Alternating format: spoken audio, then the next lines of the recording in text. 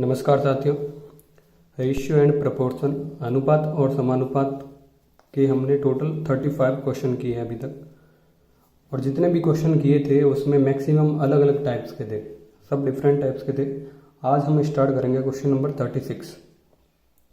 तो प्रश्न 36 आपको दे रखा है, ए व बी की आयु का अनुपात 4:3 है। 6 वर्ष बाद ए 26 वर्ष का हो जाएगा, तो बी की आयु क्या होगी। टोटल कितने पर्सन है? 2, ए और बी, और आयु का अनुपात क्या उनके 4:3। अब ये सिंपल क्वेश्चन दे रखा है कि 6 वर्ष बाद ए कितना हो जाएगा 26।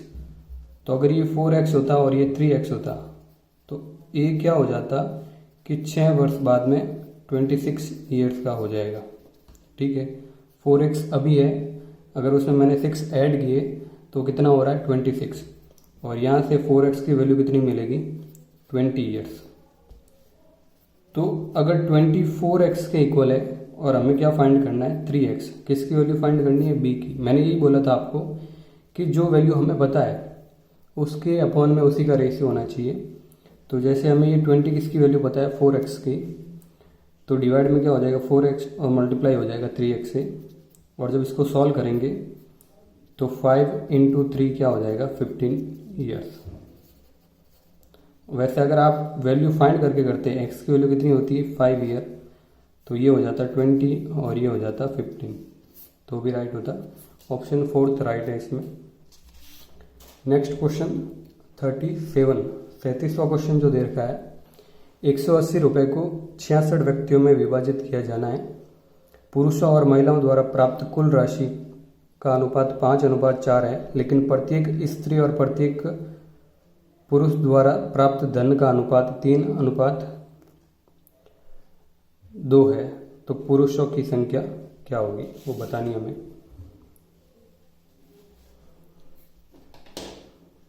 तो आपको टोटल कितने रुपए 182 रुपीज़, और जो डिवाइड करना है वो कितने व्यक्तियों में करना है 66 पर्सन में।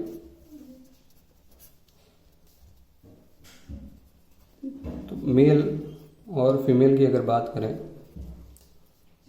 तो जो टोटल अमाउंट है, टोटल अमाउंट दे रखा है 5 और 4, यानी कि मेल को टोटल अमाउंट में से कितना मिलेगा 5 पार्ट और फीमेल को मिलेगा 4, ये आपको दे रखा है। लेकिन यहाँ पे एक मिस्टेक है, यहाँ पे ये गलत लिखा हुआ है कि स्त्री और पुरुष होगा। यहाँ पे पुरुष पहला आएगा और स्त्री बाद में आएगा। अगर पुरुष और महिलाओं का दे रखा आपको पहले वाला, तो ये भी क्या होगा पुरुष व महिलाओं का अनुपात। तो ये चेंज कर लेना आप, यहाँ पे पुरुष पहले और स्त्री बाद में।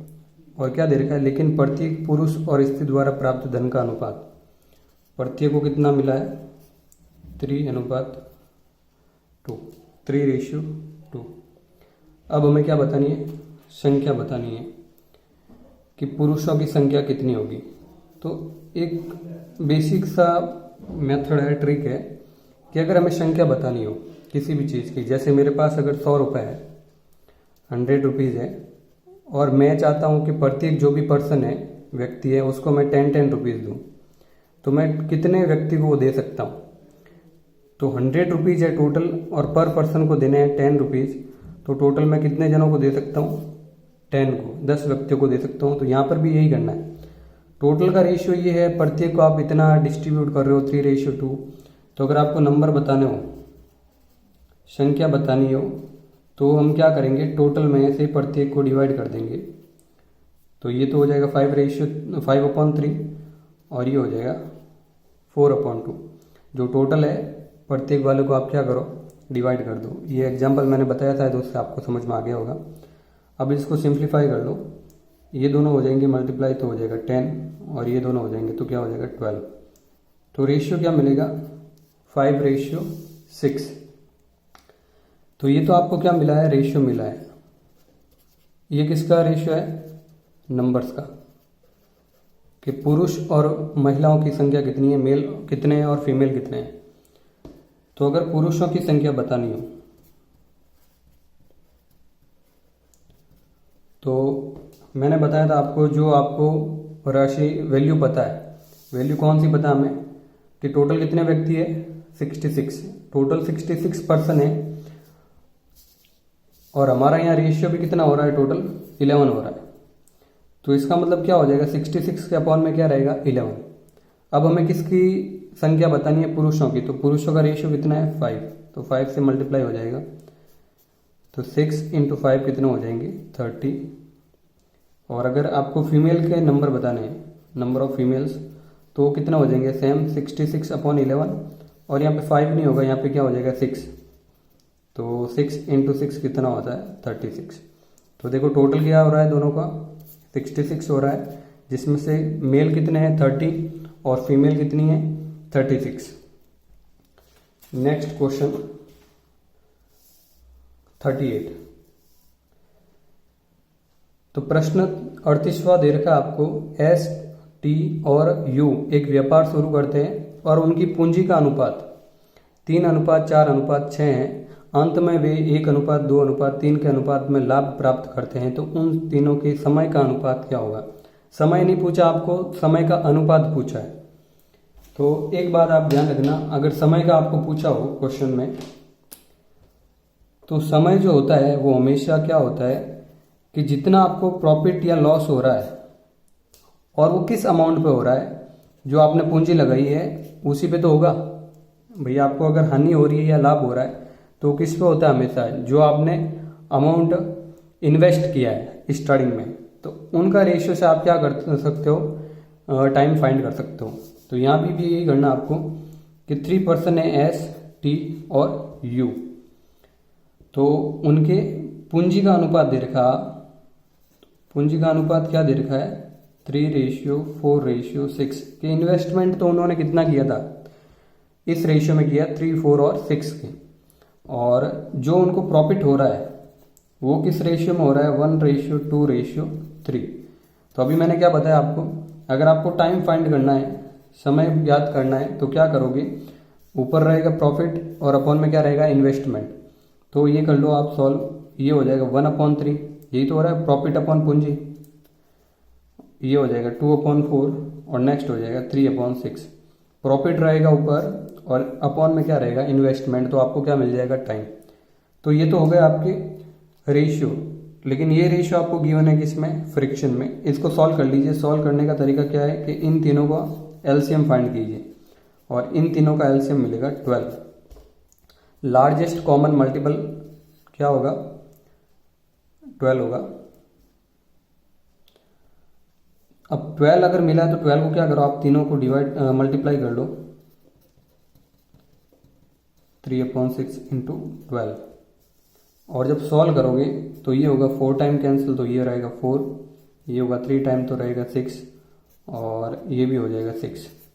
तो रेशियो अगर सिंप्लीफाई करोगे तो मिलेगा आपको 2:3:3। तो ये उनके समय का अनुपात है। अगर महीने की बात करें तो आप ऐसा बोल सकते हो, इसने 2 महीने के लिए इन्वेस्टमेंट किया था, इसने 3 महीने के लिए, और यू ने भी कितने महीने के लिए, 3 महीने के लिए किया। अगर ईयर्स है तो भी इसका क्या हो जाएगा, 2 ईयर्स, ये हो जाएगा 3 ईयर्स और नेक्स्ट यू भी कितना हो जाएगा, 3 ईयर। तो ये इन तीनों का क्या हो जाएगा, टाइम।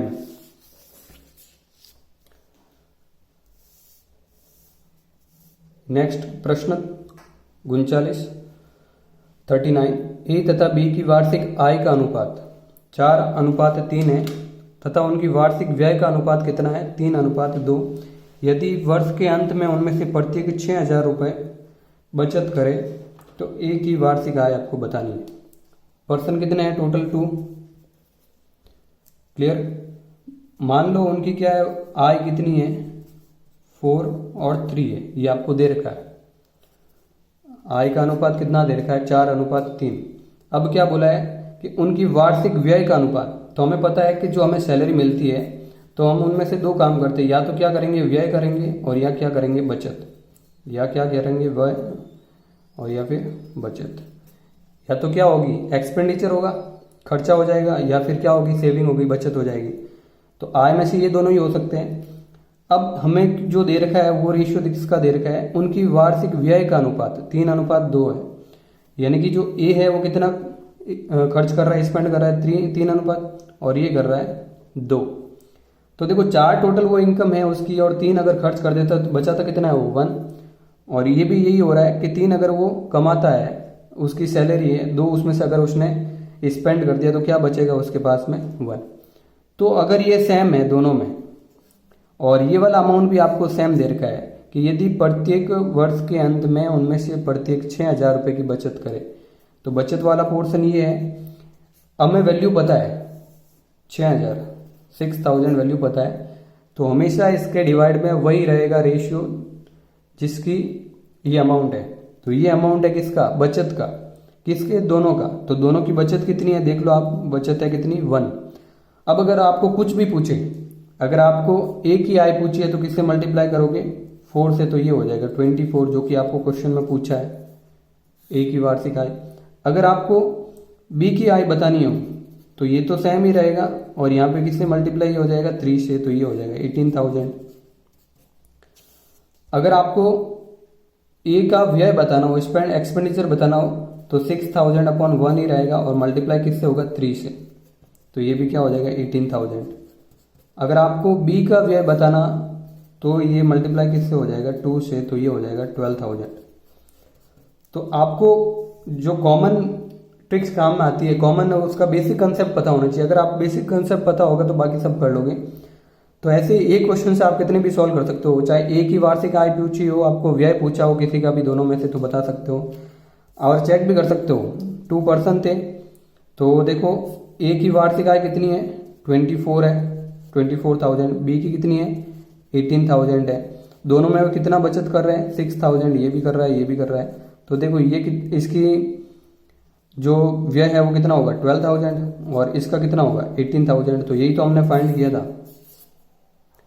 तो ऐसे आप कोई भी क्वेश्चन सॉल्व कर सकते हो।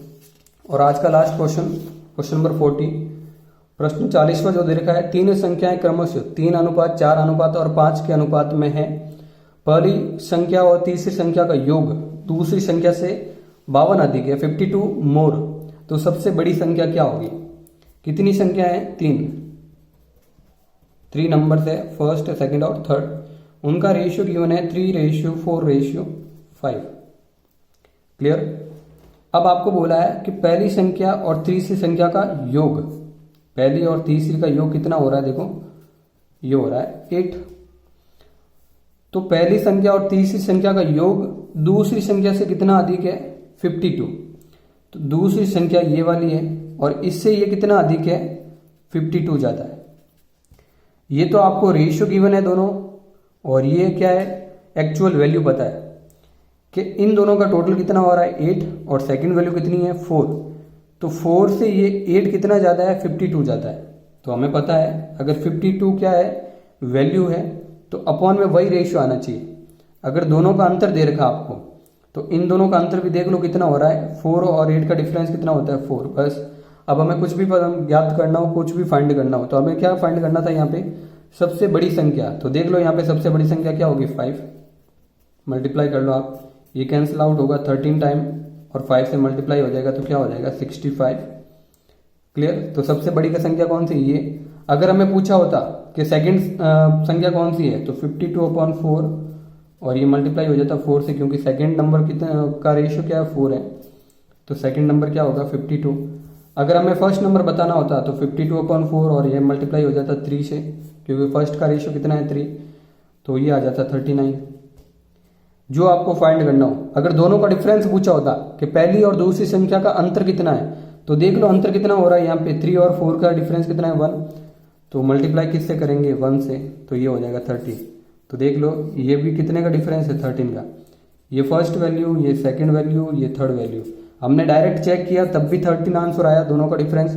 और ऐसे चेक करते हो कि 52 और 39 का डिफरेंस कितना है, तो वो भी क्या होता है 30। तो ये आज के 5 क्वेश्चन कंप्लीट हो गए।